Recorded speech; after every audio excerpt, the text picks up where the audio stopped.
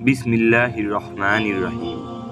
ভাবুন, একজন মানুষ প্রতিদিন ছোট ছোট গুনাহ করে যাচ্ছে, কিন্তু সে জানতেই পারছে না যে এই ছোট ভুলগুলো একদিন তাকে বড় বিপদে ফেলবে। আপনি কি কখনো ভেবেছেন ছোট ছোট গুনাহ কিভাবে আপনাকে ধ্বংসের পথে নিয়ে যেতে পারে? আজকের ভিডিওতে আমরা জানব কিভাবে অল্প অল্প গুনাহ যেগুলো আমরা অবহেলা করি একে একে আমাদের জন্য বড় বিপদ হয়ে দাঁড়াতে পারে। এই ভিডিওটি আপনার জীবনে নতুন দৃষ্টিভঙ্গি আনতে সাহায্য করবে। প্রিয় দর্শক, আমরা যারা ছোট ছোট ভুলগুলো করি তারা সাধারণত মনে করি এগুলো খুব বড় কিছু নয়, কিন্তু জানেন কি, যে গুনাহ আমরা ছোট মনে করি সেটি একদিন হতে পারে আমাদের জীবনের সবচেয়ে বড় বিপদ। রাসূলুল্লাহ সাল্লাল্লাহু আলাইহি ওয়াসাল্লাম বলেছেন, তুমি যে ক্ষুদ্র গুনাহকে অবহেলা করো সেটাই একদিন বড় বিপদ হয়ে আসবে। সহিহ মুসলিম। ১. ছোট গুনাহকে অবহেলা করা। ধরি আপনি প্রতিদিন একটু একটু গীবত করছেন, একজন মানুষের চরিত্র নিয়ে হাস্যরস করছেন, অথবা ছোট কিছু মিথ্যা বলছেন। আপনি হয়তো ভাবছেন এটা কিছুই না, কিন্তু চিন্তা করুন, প্রতিদিন একটু একটু করে একে একে এগুলো একটা বড় পাহাড়ের মতো হয়ে দাঁড়ায়। একটা ছোট বীজ যদি সঠিক যত্ন না নেন তাহলে সে গাছ হয়ে যায়। ঠিক তেমনি আমাদের ছোট গুনাহ একসময় আমাদের জন্য বিপদের কারণ হতে পারে। একটি শহরে একটি ছেলে ছিল যার নাম ছিল আরিফ। আরিফ ছিল ভালো মানুষ, কিন্তু তার মাঝে কিছু ছোট অভ্যাস ছিল যেগুলো সে কখনোই গুরুত্ব দেয়নি।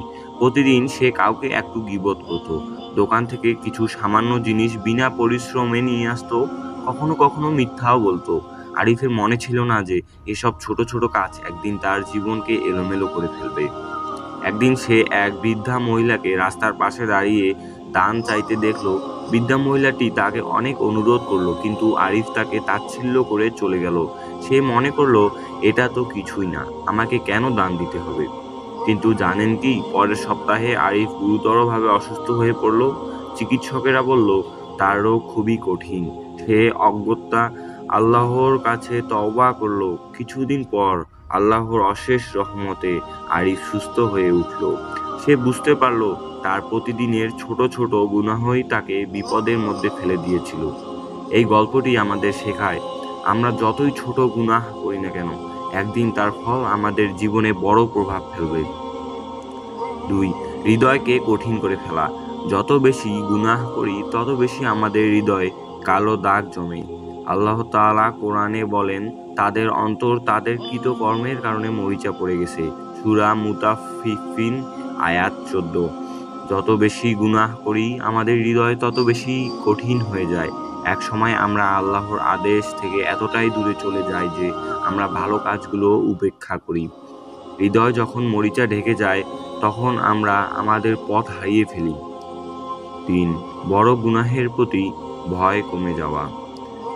আমরা ছোট গুনাহকে অবহেলা করি আর তারপর এক সময় বড় গুনাহে প্রবেশ করি। শয়তান আমাদের ধীরে ধীরে বড় গুনাহের দিকে নিয়ে যায়। আমরা বুঝতেই পারি না। ছোট ছোট গুনাহগুলো যদি অবহেলা করি তাহলে এক সময় আমরা বড় পাপগুলো করতে থাকব, যেগুলো আমাদের ঈমানকে দুর্বল করে দিতে পারে। এখন ভাবুন তো, কিভাবে আমরা এসব গুনাহ থেকে মুক্তি পেতে পারি? প্রথমত, প্রতিদিন তওবা করুন মহান রব্বুল আলামিন আল্লাহ তাআলার কাছে। তিনি অশেষ রহমত এবং অশেষ ক্ষমাশীল। আমাদের যদি খাঁটি মনে তওবা করি তাহলে আল্লাহ তাআলা আমাদের সকল পাপ মাফ করে দিবেন। দ্বিতীয়ত, প্রতিদিনের জীবনে যতটা সম্ভব ছোট গুনাহ থেকে বাঁচুন। প্রতিটি ভুলকে গুরুতরভাবে নিন, কারণ প্রতিটি গুনাহ আমাদের অন্তরকে করে দেয় কঠিন।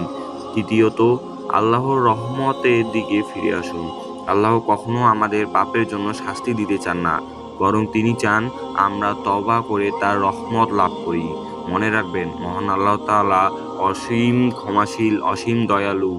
যদি ভিডিওটি ভালো লেগে থাকে তাহলে এই ভিডিওটি বন্ধুদের সঙ্গে শেয়ার করুন, লাইক দিন এবং আমাদের চ্যানেলটি সাবস্ক্রাইব করতে ভুলবেন না। আসুন আমরা সবাই সঠিক পথে চলি এবং আল্লাহর রহমত লাভ করি।